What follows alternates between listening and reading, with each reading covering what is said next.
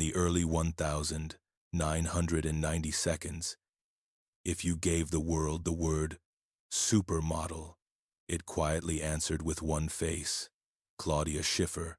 One black and white guest campaign could empty out stacks of jeans from Los Angeles to Tokyo. One Chanel runway walk could reset what beautiful meant for an entire season. Her face became the shorthand for perfection long before Instagram taught people how to filter theirs. The paradox was simple and brutal. The quieter she stayed, the more the industry spoke for her. The calmer she looked, the more the world refused to believe there was anything fragile underneath. This is the story of the shy German schoolgirl who was supposed to become a lawyer and instead became a global template, and of what it costs a human being when her image grows so big it starts to live a separate life without her. Before the billboards, before the couture backstage chaos, before strangers treated her face like public property, Claudia was a teenager in a small town near Dusseldorf, where futures were drawn in clean lines. Rheinberg was not Paris, and it certainly was not the glittering myth called the fashion industry.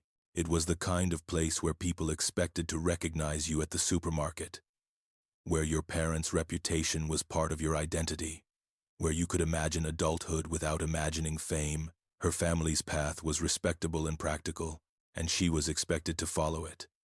She was a good student. She had the kind of quiet discipline that adults praise because it feels safe.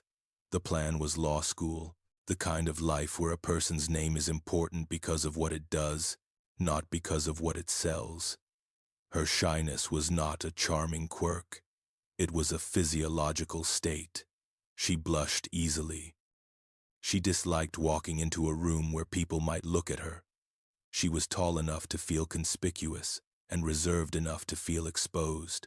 Even in photographs from those years, there is a cautiousness, a girl who looks like she is asking permission to be seen. That cautiousness would later be rebranded as cool, as aloof, as icy.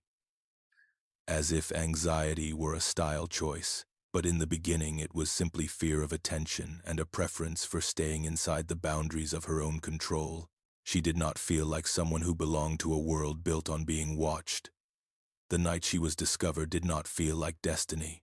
It felt like a mistake. She went to a nightclub in Dusseldorf, almost against her instincts, the way teenagers sometimes do when they want to feel older and end up feeling younger. She has recalled a scout approaching her and telling her she should be a model, and her immediate reaction was disbelief. In her mind, models were a separate species, glamorous, extroverted, made for cameras. She was a student. She was planning to study law. She had homework. She had a family that expected stability. When the scout spoke, she heard a misunderstanding. She heard flattery directed at the wrong person. She heard a prank that would end in embarrassment. And yet the offer did not evaporate. Phone numbers were exchanged. Meetings were suggested. Polaroids were taken and studied the way the industry studies bodies. Clinically, without sentiment. Her parents, cautious but not cruel, allowed her to try, partly because try sounded temporary, like an experiment that would end in a return to normal life. She boarded a train and then a plane with a suitcase and a nervous stomach, and a sense that she was stepping out of her own story and into someone else's. She went to Paris with the mindset of a student on a strange field trip, not a girl about to become an international symbol. Paris, at first, was not a dream. It was an industrial environment disguised as glamour. It was a city of castings in narrow corridors, of waiting rooms where the air smelled like hairspray and nerves, of apartment kitchens where young women ate quickly because they had to leave again. Model apartments were their own kind of pressure cooker. Girls from different countries lived in close quarters, sharing mirrors, swapping rumors about which designers liked which body type, and learning how quickly the industry can teach you to see yourself as a list of parts. It was not that anyone said, explicitly, "You are an object now." It was that the schedule treated you like one. On the street, Paris was romantic. Inside the system, It was a conveyor belt. Claudia learned that shyness did not protect anyone there. If you were quiet, it did not make you safe. It made you easier to handle. Her quietness became, ironically, a kind of professional asset. She did not argue. She did not demand attention. She followed instructions. She could be positioned and photographed and sent to the next appointment without causing friction.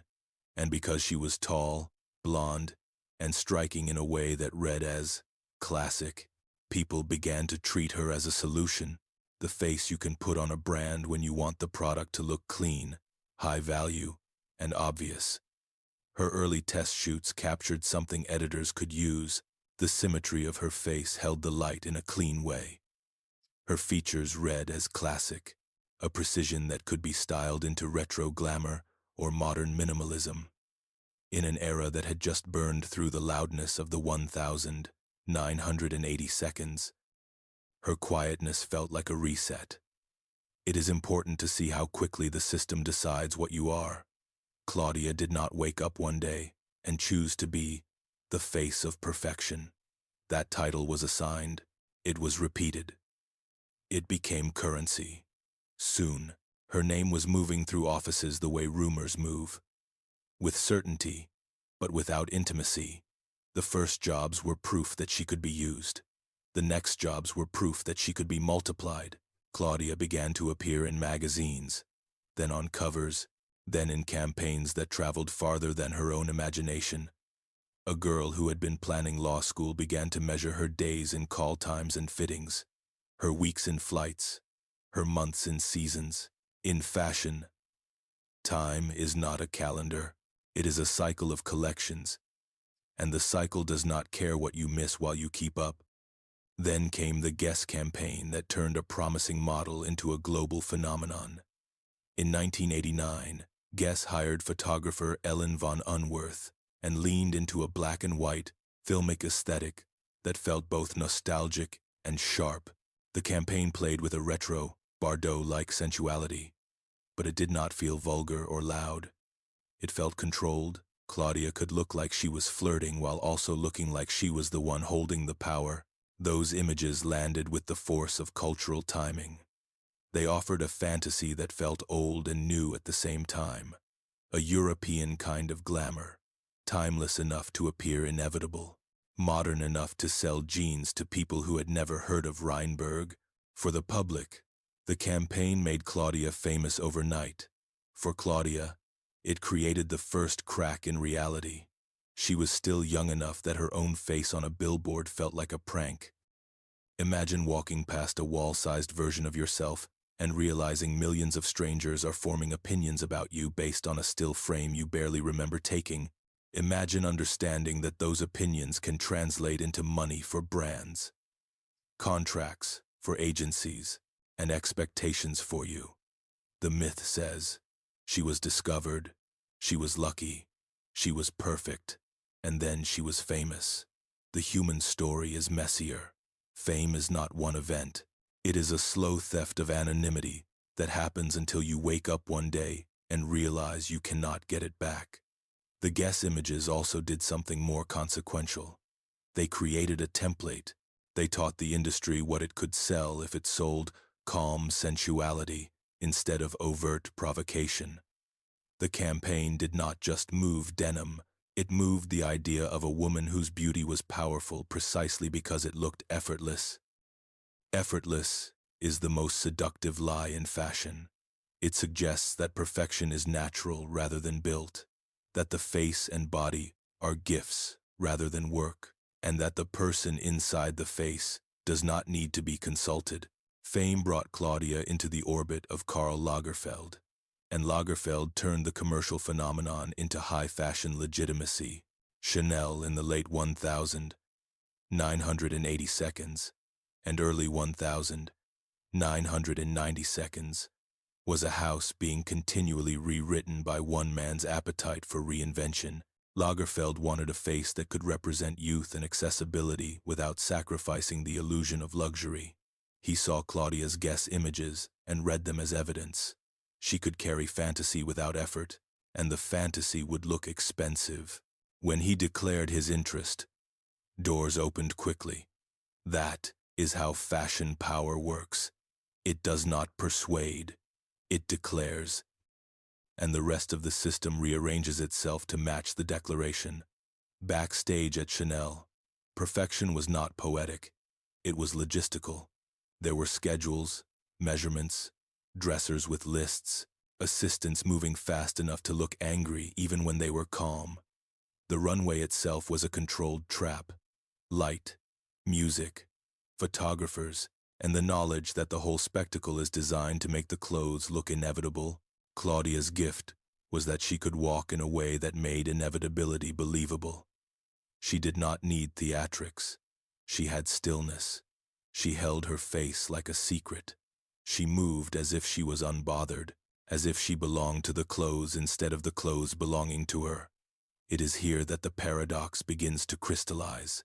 Shyness, in ordinary life, is a disadvantage.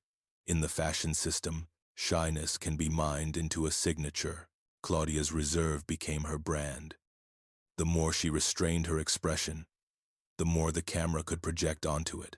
The more she avoided overt personality, the more she could be turned into a blank screen for other people's fantasies. That is why the industry loved her. She could be Bardot for Guess, aristocratic for Chanel, wholesome for beauty campaigns, and distant enough to feel classy in a way that reassured consumers. Her quietness could be translated into luxury, and once that translation happens, it becomes difficult to reverse. If the world decides your silence is part of the product, then speaking becomes a risk. If the world decides your calm is proof you are invulnerable, then admitting fear becomes a betrayal of the fantasy. Claudia learned early that she could be endlessly photographed and still remain unknown, because the system did not need to know her. It needed to know what she could represent. By the early 1990s, the supermodel era had fully formed, a small constellation of women who were not just working models, but international celebrities. Naomi Campbell's kinetic power, Cindy Crawford's all-American confidence, Christy Turlington's calm intelligence, Linda Evangelista's shape-shifting arrogance, and Claudia Schiffer's immaculate quiet. This was the first time in modern fashion that models held something like structural power. They could negotiate fees, refuse jobs, demand creative input. Their names became brands. Their faces became markets. Their presence could turn a designer into a headline. But being the embodiment of an ideal is not the same as being a person. The tabloids did what tabloids do. They reduced Claudia to a symbol, then attacked the symbol for being too perfect. She was called the German Barbie. A label that sounds like praise but functions like a cage. A Barbie does not age. A Barbie does not complain. A Barbie does not get exhausted by airports or frightened by runways or lonely in hotel rooms. If Claudia admitted to fear, the public treated it as a cute surprise. If she stayed quiet, the public treated it as proof she was cold. Either way, the person disappeared behind the packaging. In interviews later, Claudia admitted that she had always been shy and that people misinterpreted it. She described being frightened before runway shows, even after years of experience. Not because she lacked professionalism, but because her nature was not built for public display. Think about the cruelty in that. The world celebrated her as the ultimate symbol of controlled beauty, while she privately had to muster courage simply to walk into the lights. The job did not remove her shyness. It demanded she perform as if it did. That performance has a cost. Even when a supermodel looks serene, the day is a marathon of small humiliations and relentless evaluation. The fitting where a garment is pinned tighter, as if your body is the problem. The makeup removal that leaves your skin raw. The stylist's casual comment that you look tired. The photographer who wants more. The editor who wants less. Claudia's face became famous partly because it could hold all of that without betraying it. She could endure the pressure and still look like the pressure did not exist. To the public, This looked like natural perfection. To Claudia, it was discipline. In 1993, the story acquired a romance plot that tabloids could not resist. Claudia met magician David Copperfield, a man whose entire career depended on convincing audiences that reality could be manipulated. The pairing looked like cultural symmetry, the woman famous for control and the man famous for illusion.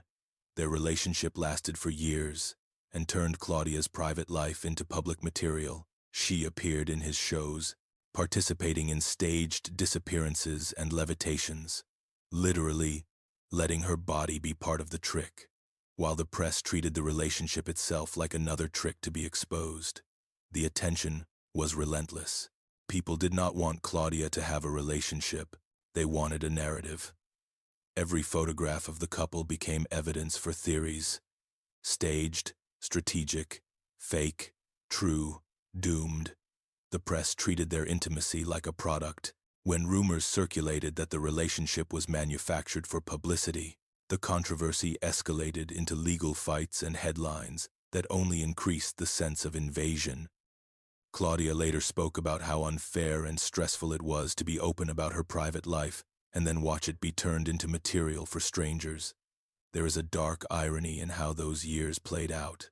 On stage, the illusions were controlled. Everyone knew the floating woman was a performance. Everyone knew the sawed-in-half body would be restored. Off stage, the press insisted on exposing truth, but what it exposed was rarely truth. It exposed vulnerability. It exposed the weak points where a private person could be forced into public reaction. And because Claudia was famous for calm, the media could push harder. Calm invites escalation. Calm makes people curious about what it takes to make the calm crack. While the tabloids feasted, fashion itself shifted. Mid-1990s culture began to reject polished glamour in favor of something that looked raw: grunge aesthetics, minimalism, and the deliberate embrace of imperfection created a new appetite. The term heroin chic captured the dark irony. Exhaustion and fragility marketed as authenticity. Faces like Kate Moss became icons of this new mood, and editors began to talk about realness and edge. Claudia, with her classic symmetry and composed presence, suddenly became, for some, the embodiment of what they claimed to be rejecting. This is how fashion erases, without acknowledging erasure. The same system that built Claudia into a template began to declare that it wanted a different template, and it framed that desire as cultural progress. New girls were introduced as the next Claudia. While the original was still in the room, critics called her predictable, as if predictability were a moral failing rather than the result of a brand built on consistency. The industry asked for the very qualities it later punished: restraint, precision, and a calm that reads as expensive. Claudia did not change to chase the new trend, partly because she did not need to, and partly because her entire identity had been constructed around being the opposite of messy. When the culture romanticizes messiness, the person built to look controlled becomes an easy target. The irony is that Claudia, privately, was not immune to messiness. She simply did not display it. The more she held her composure, the more people believed she had none of the complicated interior life that realness required. But she did. She just did not weaponize it as a public pose. Underneath these cultural shifts were the daily costs of being constantly visible. Travel is rarely glamorous when it is constant. It is not a vacation. It is an exhaustion schedule. Airports become your true home. Hotels become interchangeable boxes. Time zones blur. You become skilled at sleeping anywhere and at looking awake even when you have not slept. The public sees a woman stepping off a plane with perfect hair and assumes she is living a fairy tale. The reality is that your body is always negotiating with fatigue, and your mind is always negotiating with the fact that the next camera is already waiting. There is a strange loneliness in the supermodel era that is easy to miss from the outside. People assume a famous model is surrounded by people. She is surrounded by staff. Yes, but staff are not intimacy. The schedule is intimate. It dictates when you sleep and when you eat and when you speak, but it does not love you. Claudia has spoken about how hard it was to be away from family and friends for long stretches. The person in the billboard is everywhere. But the human being is often alone, because constant movement makes it hard to build the stillness relationships require. Then, there is the surveillance, which becomes its own form of violence. Claudia has spoken about paparazzi hovering near her home and following her during holidays, turning what should have been private time into an extension of work. Imagine trying to take your children to the beach, while strangers with long lenses wait for a moment that looks like a real picture. Imagine realizing your fear or irritation can be monetized as a headline. In the 1,990 seconds, the paparazzi economy grew hungry, and Claudia's face was among its most valuable commodities. Privacy became a contest between her desire to live and other people's desire to profit. If you are naturally shy, this is not just annoying, it is destabilizing. Shyness already makes the world feel loud. Paparazzi make it predatory. Claudia learned to move through public spaces with a kind of tactical awareness. Angles, entrances, exits, sunglasses, car doors. The public interpreted these defenses as arrogance. In reality, they were the behavior of someone trying to keep a private self intact. It is one of the most consistent misunderstandings in celebrity culture. Boundaries are framed as rudeness, and vulnerability is framed as entitlement. By the late 1,990 seconds, Claudia's relationship with Copperfield ended, and even the end was packaged, explained, debated. Breakups in public are never just breakups. They are content. Claudia had spent years trying to control an image, while other people wrote the script. The split was another reminder that privacy is not something fame allows by default. It is something you have to fight for, and the fight itself becomes visible. When you protect yourself, you are accused of secrecy. When you share, you are accused of manipulation. The system offers no clean choices. In the early 2000s, Claudia began to re-engineer her life around a different kind of control. She married film director and producer Matthew Vaughn and built a family. This did not erase her fame, but it changed the center of gravity. For the first time since she was 17, she had a role that did not exist primarily for cameras. Motherhood, domestic life, long-term partnership. These are not glamorous words in fashion mythology, but they are structural. They provide rhythm. They create obligations that do not depend on the industry's approval. They anchor a person to something that can outlast trends. Her career did not vanish. She continued to work, but selectively. This is one of the most underrated forms of power in fashion. The ability to say no without being punished into irrelevance. Claudia could appear for a campaign and then retreat again, and the retreat did not destroy her value. It increased it, because absence creates scarcity, and scarcity is the language the industry understands best. The irony is that she had been treated like a doll precisely because she seemed replaceable, and yet she proved irreplaceable by doing the simplest, hardest thing, stepping away on her own terms.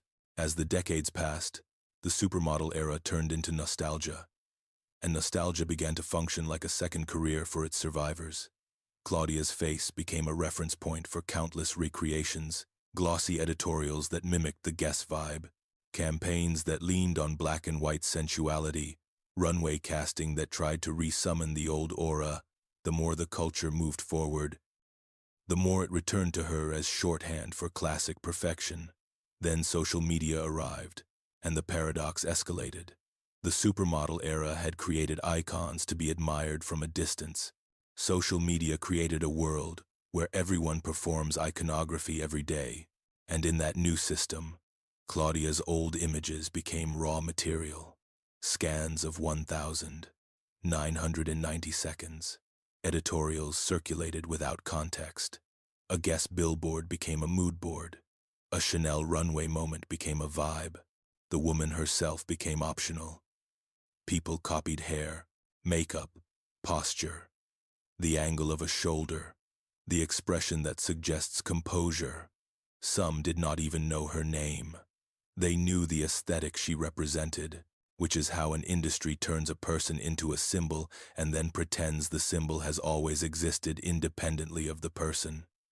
This is the central cruelty, being remembered so completely as an image that the human being behind the image becomes irrelevant. Claudia's beauty did not just make her famous, it made her usable. Usable by brands, by designers, by photographers, by magazines, by tabloids, and later by the internet's nostalgia machine.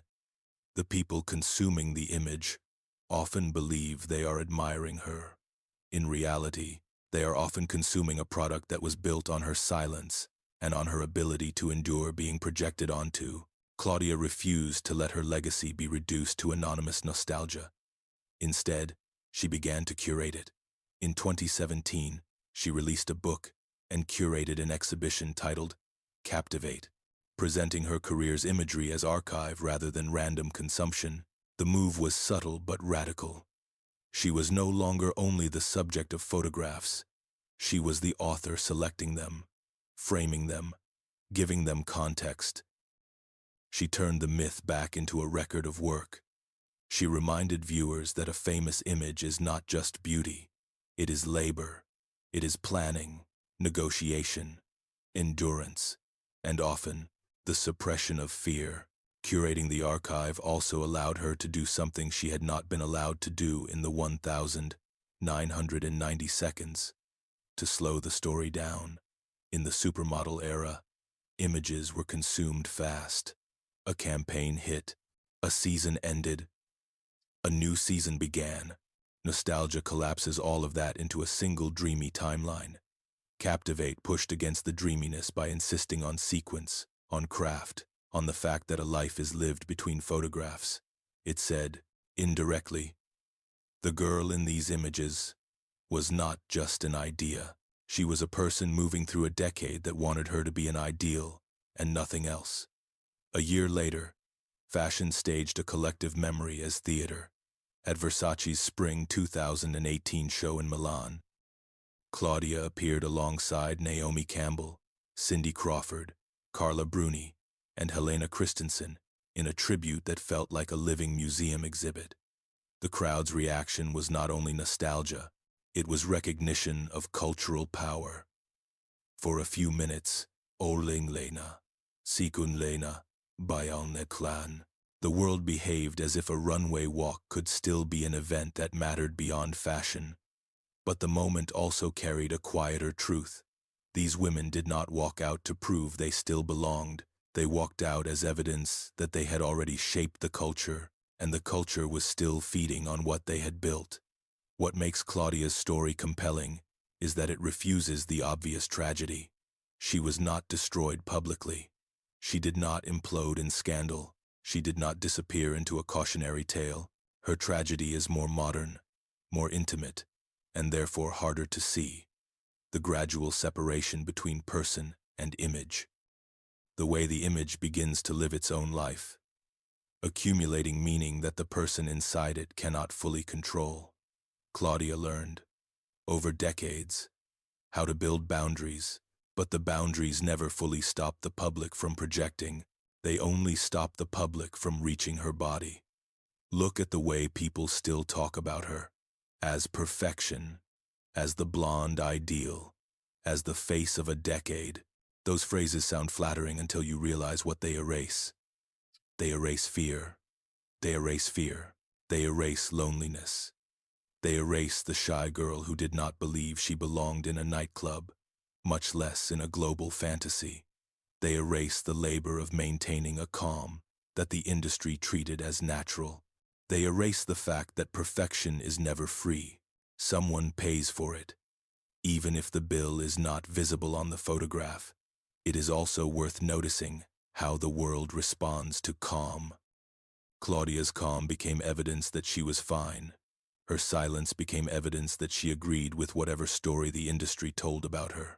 When people copy her now, they often copy the surface, the smooth hair, the minimal makeup, the neutral expression. They rarely copy the interior work, the courage it took for a shy person to keep walking out into bright lights year after year. While strangers demanded access to her personal life, we are trained, culturally, to reward the surface and ignore the cost. We call the surface timeless, and we ignore the time it took to build it, and the time it took from the person who had to live inside it.